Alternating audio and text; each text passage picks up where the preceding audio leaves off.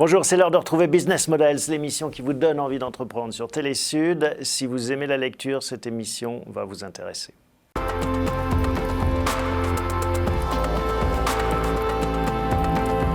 Bonjour Alexandre. Bonjour. Bienvenue, vous êtes le cofondateur de la Bourse aux Livres. C'est quoi le pitch de la Bourse aux Livres ?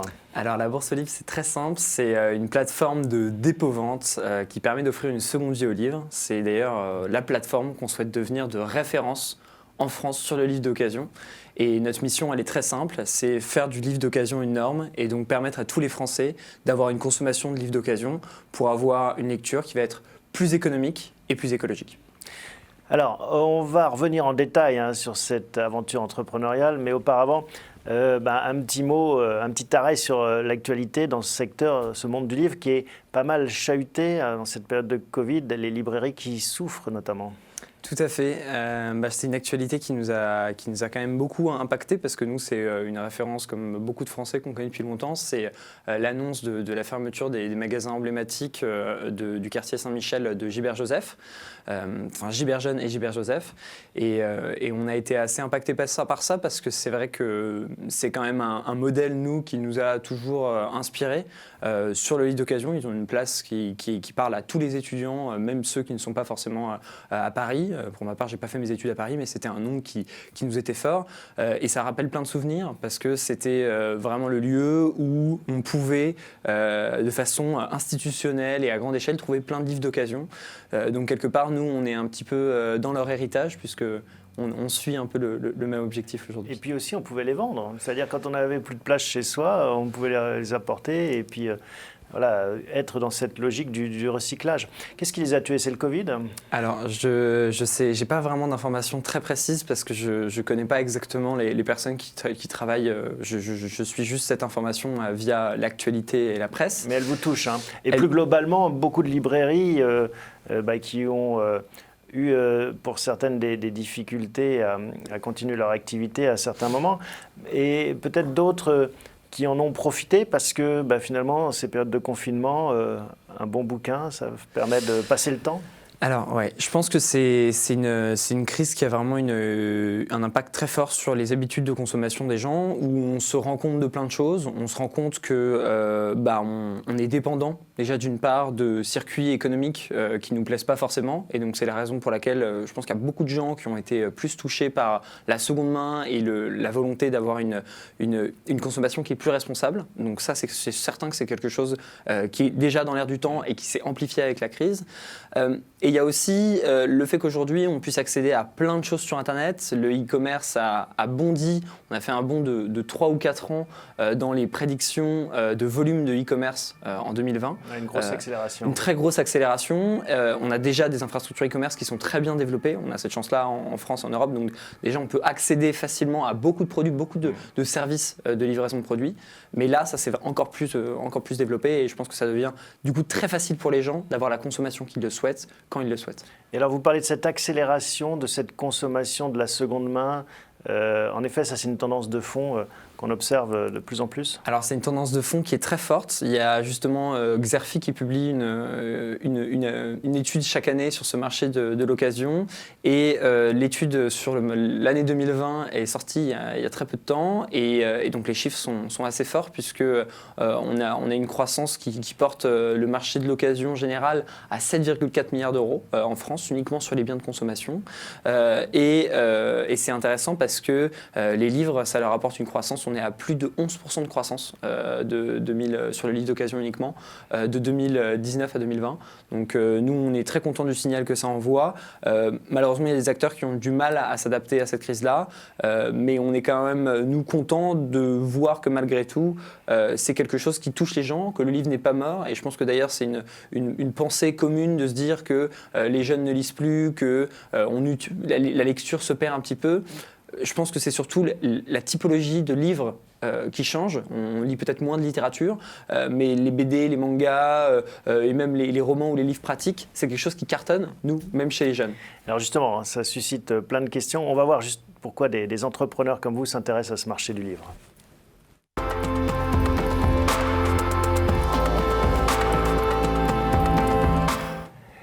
Les jeunes qui ne lisent plus, vous êtes très jeune vous, hein, vous avez 24 ans Alexandre. Tout à fait.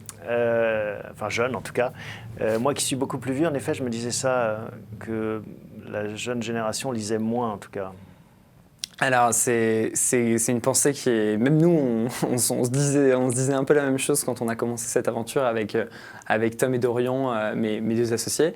Et ce dont on s'est rendu compte, tout simplement, c'est que les gens qui utilisaient nos services, que ce soit pour la vente ou pour l'achat de livres d'occasion, étaient des personnes qui, pour la moitié, avaient moins de 40 ans. Donc ça veut dire que ce sont des personnes qui ont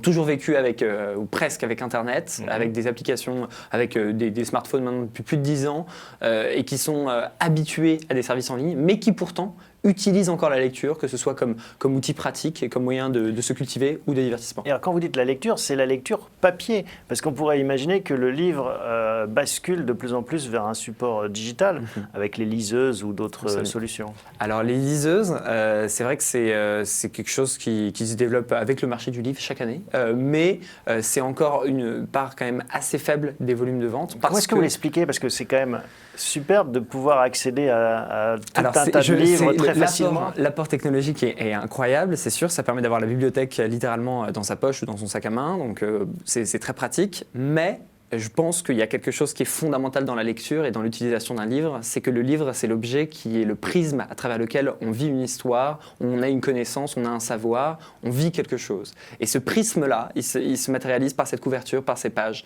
Et ça fait, je pense, que le livre, en tant que tel, en tant qu'objet, est inchangeable. On ne peut pas le remplacer, il est irremplaçable en lui-même parce que c'est un objet, c'est pas un objet qui est changeable, qui peut être le même pour tous les livres. C'est un objet qui est unique pour chaque livre, pour chaque récit et pour chaque message. Et alors pourtant, il y a un paradoxe, si vous me permettez de challenger cette vision, c'est de se dire, voilà, on est de plus en plus dans le produit d'occasion parce que c'est bon pour la planète, hein, du coup, on arrive à faire des économies aussi.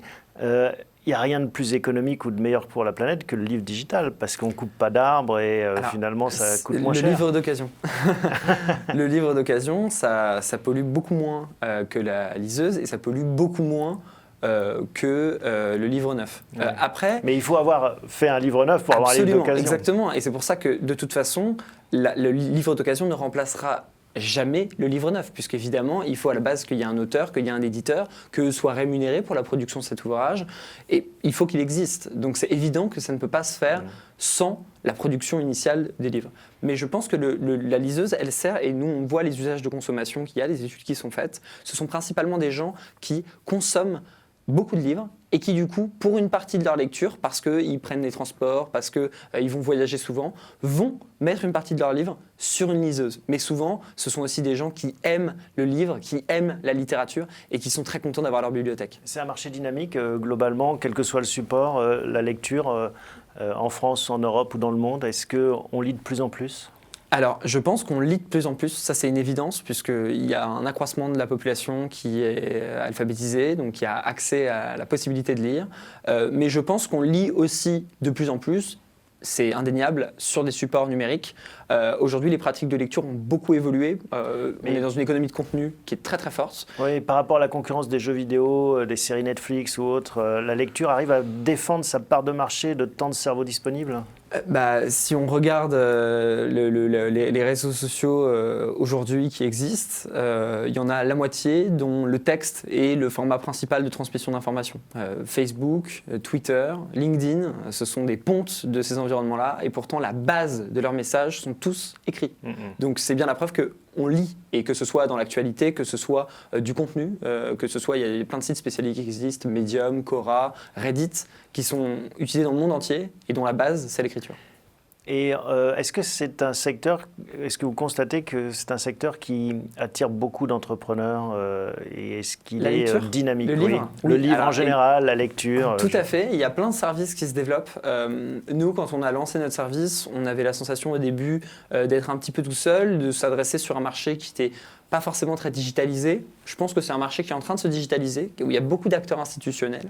Mais pour autant, il y a aussi beaucoup de startups qui sont faites souvent par des gens très jeunes d'ailleurs, preuve qui sont concernés encore une fois par la lecture, notamment des acteurs qui proposent des systèmes d'échange de livres, des systèmes de partage de bons plans, de conseils de lecture. On connaît tous le site Babelio qui a à peine une quinzaine d'années, donc c'est une start-up à la base, c'est un projet assez nouveau. Il y a aussi des systèmes pour gérer sa bibliothèque. Donc il y a plein de réseaux qui existent sur le livre. Plein d'innovations. On va s'intéresser à ce que propose la Bourse en livre maintenant.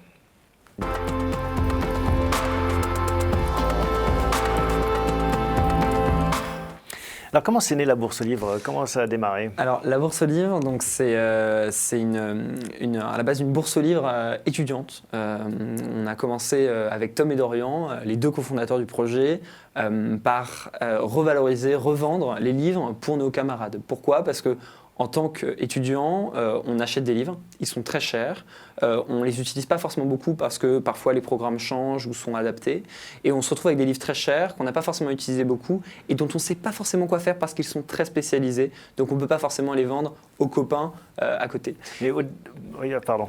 Alors, pas de souci. Et donc ce qui s'est passé, c'est que on avait deux solutions. C'était soit on allait voir les acteurs institutionnels du secteur qui font de l'achat-revente, et à ce moment-là, il y a un désalignement d'intérêts évident, que ce soit Gilbert Joseph, mais eux, c'est les plus connus partout en France, mais il y en a plein d'autres. Il y a un désalignement d'intérêts évident, puisque moins ils achètent le livre cher, plus ils ont une marge potentielle importante, moins ils prennent de risques, moins ils ont besoin de fonds de roulement. Et donc du coup, de l'autre côté, c'est on se débrouille tout seul. Et se débrouiller tout seul aujourd'hui, c'est vendre un produit sur Internet seul, c'est-à-dire passer du temps pour prendre des photos, passer du temps pour ajuster son prix, négocier avec des offreurs, potentiellement faire l'expédition et le service après-vente si le livre est vendu. Et pour un livre qu'on va vendre en moyenne 7,50 €, 8 € en comprenant les frais de port, ça fait beaucoup d'énergie pour pas gagner grand-chose. Et donc on s'est rendu compte que la valeur qu'on apportait à nos camarades étudiants, en fait on est à une époque de la commodité très forte, où aujourd'hui quand on a besoin d'un service on peut y accéder très facilement, et on s'est rendu compte que c'était plus facile de se faire livrer le restaurant qu'il y avait au bout de sa rue, plutôt que de vendre quelque chose sur Internet, alors que c'est beaucoup plus compliqué de vendre quelque chose sur Internet que d'aller au bout de sa rue. Alors, on va revenir sur cette proposition de valeur, mais auparavant, ce qui a suscité le démarrage de cette aventure, c'était l'envie de créer une entreprise. Vous disiez, tiens, on cherche une bonne idée, ou c'est parce que vous disiez, là, il y a un vrai sujet, on a envie de rendre service finalement à nous-mêmes et à nos petits camarades? Quand on s'est saisi du projet, quand on s'est lancé là-dedans, l'objectif c'était vraiment de proposer une bourse au livre étudiante qui soit fonctionnelle et qui puisse être fonctionner ailleurs que dans notre université. C'était ça l'idée de base. Et en fait on s'est rendu compte de fil en aiguille, parce qu'il y avait déjà cette problématique, bien sûr que nous on avait et que nos camarades étudiants avaient aussi. Et vous avez dit, tiens, ça peut faire une entreprise. Et en fait, de fil en aiguille, on s'est rendu compte que cette problématique d'accéder au marché de l'occasion, parce que finalement c'est ça, c'est une problématique d'accès au marché de l'occasion, elle touche la plupart des gens. Aujourd'hui, la seule moyen d'accès qu'on a pour accéder au marché de l'occasion, c'est Le Bon Coin, Facebook Marketplace, Amazon, c'est on se débrouille, on doit essayer de prendre des photos, on doit essayer d'estimer son prix, on doit faire la queue à la poste. C'est énormément de contraintes pour pas forcément gagner beaucoup d'argent. Alors expliquez-nous justement, vous, comment est-ce que vous différenciez et comment ça fonctionne? Par exemple, j'ai quelques bouquins d'occasion chez moi, comment je fais? Alors, donc c'est un service qui est très simple, gratuit, et on le veut très facile d'accès. Ça fonctionne avec une application mobile que vous téléchargez. Donc je vais sur la Bourse au livre, je télécharge l'application. Vous téléchargez l'application mobile, et avec ça, vous allez pouvoir, en l'ouvrant, avec la caméra de votre smartphone, scanner le code barre de votre livre. Le livre que vous avez chez vous, n'importe lequel. En le scannant, nous, on va être capable de l'identifier, de prévoir quelle va être sa valeur future de vente dans le futur, et donc de vous faire une estimation de combien est-ce que vous pouvez gagner si vous le vendez par nos services. Si ça vous convient, vous l'ajoutez à votre panier de vente. Arrivé à 10 € de panier de vente, on vous donne un bordereau gratuit. Vous déposez ça en Mondial Relais. En moyenne, c'est 17-18 livres qu'on a par utilisateur. Et nous, on va les recevoir dans nos entrepôts. Et là, on va faire tout ce qui doit être fait pour les vendre. Donc, on a une vraie expertise de e-commerçant qu'on met à profit des particuliers et même d'ailleurs des professionnels. C'est pas moi qui envoie le livre à mon potentiel acheteur. Non, vous les envoyez tous d'un coup et vous ne vous en occupez plus. Et c'est d'ailleurs exactement pour nous une des forces du service, c'est la simplicité d'accès et la simplicité de fonctionnement. Vous nous envoyez les livres et vous récupérez votre argent, c'est tout. Il y a des grandes entreprises qui ont commencé leur vie autour du livre, Amazon, Price Minister, plus proche de nous. J'imagine, est-ce que vous y avez réfléchi à ça, de dire qu'est-ce qu'on va faire après le livre? Alors, bien sûr, c'est une question qu'on s'est posée. Il y a plein de choses à faire. C'est sûr qu'améliorer les pratiques de consommation et permettre à chacun d'avoir une consommation qui est plus responsable, plus économique, plus écologique, c'est quelque chose de fort qui nous plaît.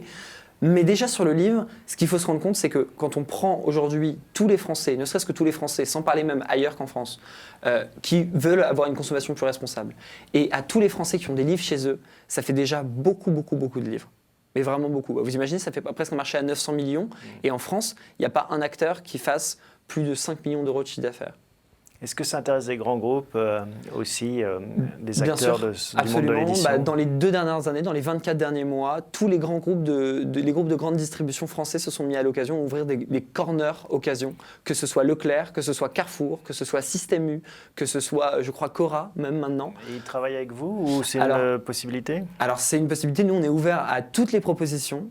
Pour l'instant on travaille déjà avec le groupe Fnac Darty, puisque les utilisateurs ont la possibilité de déposer en Mondial Relais, comme j'ai expliqué tout à l'heure, ou en magasin Fnac partenaire. Alors aujourd'hui à Paris, mais maintenant dans de plus en plus de magasins. Il y a 23 magasins partout en France. Et l'objectif, c'est vraiment de faciliter encore une fois ce processus-là. Et alors vous, d'un point de vue logistique, ça doit être juste l'enfer. Alors, c'est pas l'enfer, parce qu'on est très bien organisé, mais effectivement, c'est un très très gros challenge. Surtout qu'on a une expérience de l'entreprise qui est assez limitée pour notre âge. Mais comment on résout ces problèmes-là? On les résout en étant extrêmement structurés et très rationnels dans notre approche, très organisés. Et ça nous permet d'avoir la précision, la minutie et l'efficacité qu'on doit avoir pour gérer des flux avec des milliers de livres qui arrivent et qui repartent tous les jours de nos entrepôts. Combien de livres l'année dernière vous avez eu entre les mains? Alors l'année dernière, on a collecté près de 200 000 livres et on en a revalorisé, revendu 130 000. Donc on était très contents de cette première année et c'est la preuve, je pense, qu'on a un modèle qui parle aux Français et qui leur permet justement de faciliter leur consommation responsable. Alors qu'est-ce qui deviennent les 70 000 livres? Vous les stockez comment? Alors c'est parce que le mandat de dépôt vente dure 1 an. 12 mois, donc c'est déjà qu'une part des livres en fait ne sont pas arrivés au terme de leur mandat, qui sont encore en train d'être vendus. Et puis il y a une partie des livres, malheureusement, qu'on n'arrive pas à vendre, où on s'est trompé sur l'estimation. Ça arrive, aujourd'hui ça arrive pour 15%, un peu plus de 15% des livres qu'on reçoit. Et ces livres-là, l'utilisateur il a 2 possibilités. On propose à tous nos vendeurs soit de les récupérer, donc ils doivent s'acquitter d'une somme forfaitaire de 4 € pour l'ensemble des livres qui n'ont pas été vendus, soit ils peuvent les transmettre à une association avec laquelle on travaille, l'association qui va pouvoir revaloriser en fait, ces livres-là, malgré qu'ils n'aient plus de valeur économique en France. Et alors, une des difficultés, j'imagine, c'est d'estimer le prix d'un livre d'occasion. Là, vous avez développé une solution, un algorithme, alors, comment ça marche? Donc, c'est ça qui est assez intéressant, c'est qu'on est sur un segment, le livre d'occasion, qui peut paraître assez ancien, même d'ailleurs pour certains péjoratif, et c'est bien ce qu'on regrette d'ailleurs, parce qu'un livre d'occasion, il est en très bon état, souvent il peut tout à fait servir, et même être offert. Mais ce qui est intéressant, c'est que du coup, pour adresser ce marché-là, où il y a beaucoup de contraintes, on est obligé d'être très technique dans les solutions qu'on propose. Donc que ce soit dans l'application qu'on propose, qui est très fonctionnelle, qu'on veut la plus simple possible, la plus accessible pour les utilisateurs, mais aussi évidemment dans notre capacité d'estimation. Parce que notre capacité d'estimation, c'est quoi? C'est nous être capable de prédire finalement la valeur d'un livre. Et donc pour ça, en fait, on travaille nous sur des systèmes prédictifs, en fait des systèmes statistiques qui correspondent à ce qu'on appelle de l'apprentissage automatique ou du machine learning, qui nous permettent nous d'estimer avec le plus de précision possible la valeur d'un livre dans le futur. Et donc de créer une estimation qui va être la plus proche possible de la réalité pour créer de la confiance avec l'utilisateur. Bon, Alexandre, on va s'intéresser à vous maintenant. Pourquoi vous avez lancé cette entreprise?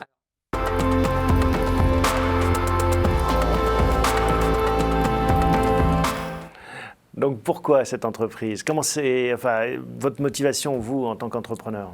Alors, ma motivation personnelle, et je pense que c'est quelque chose que je partage avec mes associés, c'est qu'on s'est rendu compte, étant jeune, qu'il y avait peut-être beaucoup de choses, et même à petite échelle, c'est pour ça que je vous ai expliqué qu'on avait commencé petit pour après s'étendre, beaucoup de choses sur lesquelles on peut essayer d'aider les gens autour de nous. Et je pense que c'est quelque chose qui nous a motivés au début, c'est d'essayer de apporter de la valeur, et de fil en aiguille même de la valeur, finalement, à la plus grande échelle possible. Et c'est aujourd'hui ce qui nous dirige, c'est qu'on s'est rendu compte qu'on apportait de la valeur de par la nature de notre modèle en comparaison avec les modèles existants.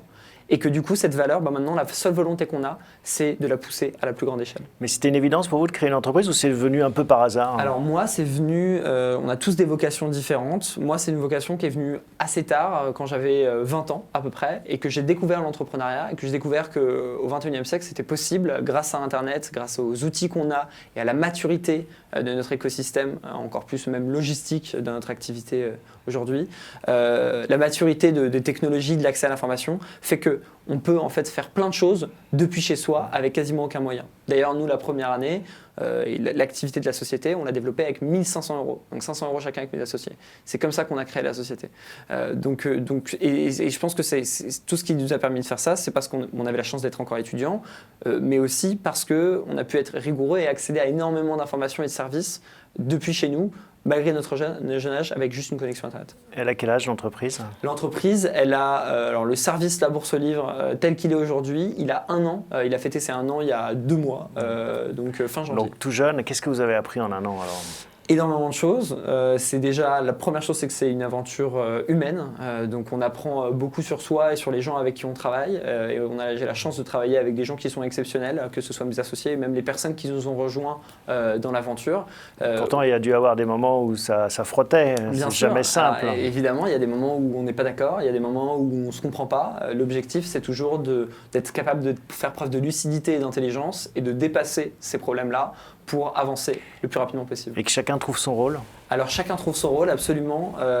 Si je devais les résumer très rapidement pour Tom et Dorian, Dorian c'est quelqu'un qui apprend très très vite, qui est très curieux, qui a une capacité de résolution de problèmes et d'absorption de connaissances qui est très très importante, et donc qui est en charge de toute l'infrastructure technique et du développement d'innovation, notamment des systèmes prédictifs chez nous. Et puis de l'autre côté, il y a Tom, qui est quelqu'un de très minutieux, très structuré, très organisé, qui se charge de toute la partie opérationnelle, les rapports avec les logisticiens, les canaux de distribution, les places de marché, etc. C'est une aventure entre copains également. Vous n'auriez pas fait ça tout seul?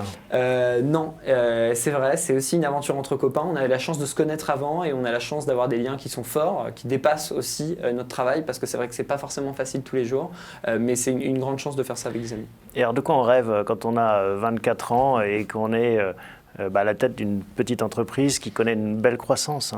Alors, de quoi on rêve? Déjà, on rêve de pouvoir essayer de faire fonctionner ce service à une échelle qui soit raisonnable, c'est-à-dire au moins une échelle nationale. Donc nous, notre objectif aujourd'hui, c'est le rêve qu'on s'est donné et je pense qu'il n'est pas inatteignable. C'est déjà de faire du service de dépôt-vente, plateforme de dépôt-vente français, une référence avec la Bourse aux Livres. Donc ça, c'est notre premier objectif.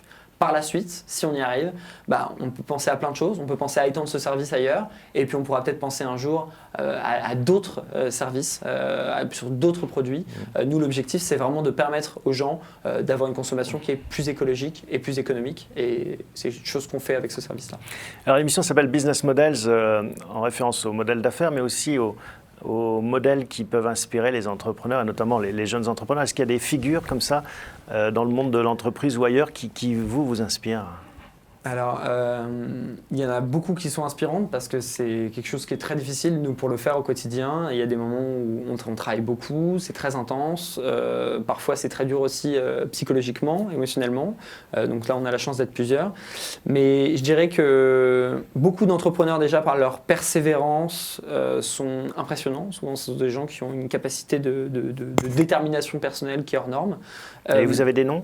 Alors bien sûr, vous avez parlé tout à l'heure des histoires d'Amazon et de Price Minister. Bon, c'est vraiment des histoires où là l'objectif c'était de faire un géant. C'est des gens qui sont impressionnants eux par leur détermination et leur capacité à mener à bien un projet. Mais je pense que sur l'entrepreneuriat, un entrepreneur qui me fascine vraiment, c'est Yvon Chouinard, qui est l'entrepreneur qui est à la tête d'une marque qui s'appelle Patagonia. Patagonia, qui est une marque qui est aujourd'hui très connue dans le monde entier, mais qui est à la base une marque de vêtements d'escalade et sportifs, et dont l'objectif finalement de cette marque, c'est une marque qui fait la promotion de la réparation. Ils ont loué un jour une page centrale dans le Time Magazine pour mettre une veste et avec le slogan « N'achetez pas cette veste ». Donc ils vont en fait ils suivent jusqu'au bout la cohérence qu'ils ont vis-à-vis de la nature et vis-à-vis de l'impact qu'ils ont en tant que marque. Par exemple, il y a eu une réduction de taxes qui a été faite par le gouvernement Trump il y a quelques années. Et chaque année, depuis, ils ont reversé ce gain de taxes directement à des associations qui luttent contre le réchauffement climatique. Donc ça vous touche le côté entrepreneur militant finalement. Exactement, et je pense qu'on a la chance aujourd'hui, en entreprenant en 2020 ou 2021 même aujourd'hui, de pouvoir avoir une action positive. Pour moi, il n'y a pas, nous on s'inscrit pas dans le tech for good, alors je sais qu'il y a des mouvements là-dessus.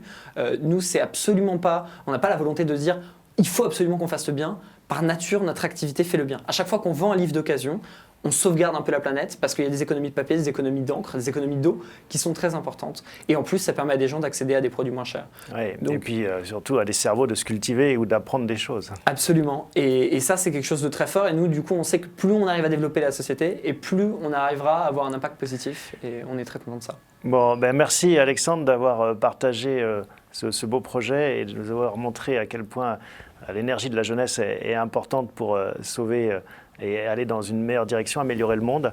On espère que vous écrirez de beaux chapitres encore pour la Bourse aux livres et puis vous viendrez nous raconter la suite. Avec plaisir, merci de votre bientôt. invitation. À bientôt. Merci à vous tous de votre fidélité. On se retrouve la semaine prochaine pour un nouvel épisode de Business Models.